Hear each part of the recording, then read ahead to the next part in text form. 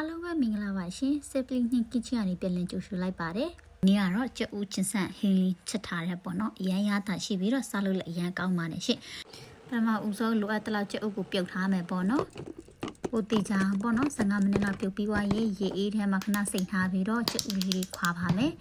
။ပြီးရင်တော့နှချင်းလေးချန်ထားပါမယ်။ပြီးရင်တော့စီလေးနဲ့5မိနစ်လောက်ကြော်ပါမယ်။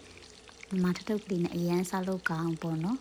။ချန်ထားတာတွေကိုလောက်ကိုကြော်ပြီးသွားပြီဆိုလို့ရှိရင်ဒီချာဆက်ထားလိုက်မယ်။ပြီးလို့ရှိရင်စားချက်ဖို့ပေါ့နော်လိုအပ်တဲ့ကြက်တော်နီကြက်တော်ဖြူလေးစားပြီးလှီးမှပေါ့နော်အနှစ်ကိုလိုရင်လိုချင်တလောက်လေးပေါ့နော်ကြက်တော်နီလေးများကြက်တော်ဖြူလေးများထည့်လို့လည်းရပါတယ်ရှင်ဒီမှာပြထားတာကတော့များများလေးနေ့များများလေးလိုချင်လို့ပေါ့နော်ကြက်တော်နီများများလေးလှုပ်ထားပါတယ်ပြီးရင်ဘလန်ဒါလေးနဲ့ကြိတ်ထားပေးလိုက်ပါမယ်စနွေးမောက်လေးနဲ့ကြက်တော်လေးတွေနဲ့စပြီးစီတက်ပါမယ်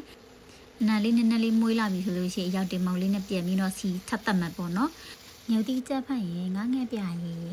စသားမှုတ်ရကူပေါ့နော်တစ်ခါတည်းချက်ထားလိုက်ပါမယ်ပြီးလို့ရှိရင်ရေလေးနည်းနည်းထည့်ပြီးတော့ပြီးစုထားလိုက်ပါမယ်ရှင်နေ့ကတော့မကြီးနေတစ်ခါတည်းထည့်ပါတယ်ပြီးရင်အပေါ်အငံမြည်ပြီးတော့ပေါ့နော်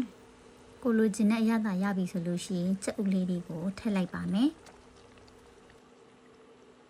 ပြီးရင်တော့အဖုတ်လေးအုပ်ထားလိုက်ပါမယ်နည်းနည်းပဲလေးအုပ်ပြီးသွားရင်တော့အရင်ကိုအရသာရှိတဲ့ချက်ဥချင်းဆက်ဟင်းလေးရပါပြီရှင်အနံ့ရတာလေးကမှုေးပြီးတော့အရန်စားလို့လည်းကောင်းပါတယ်ရှင်